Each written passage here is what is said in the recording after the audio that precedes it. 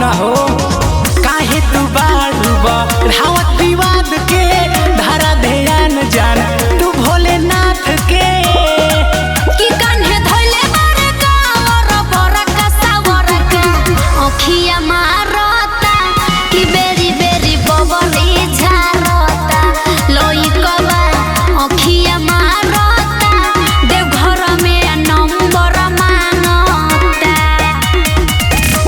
लइकवा अखिया मारता नंबर मांगता। म्यूजिक बाय रिसू जी।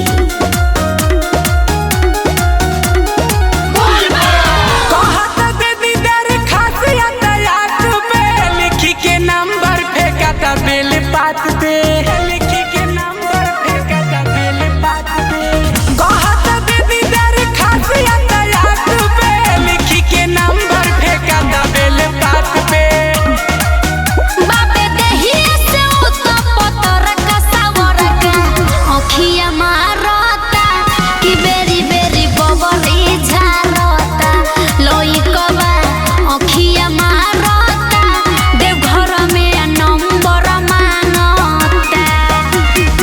समृद्धि रिकॉर्डिंग स्टूडियो दिल्ली।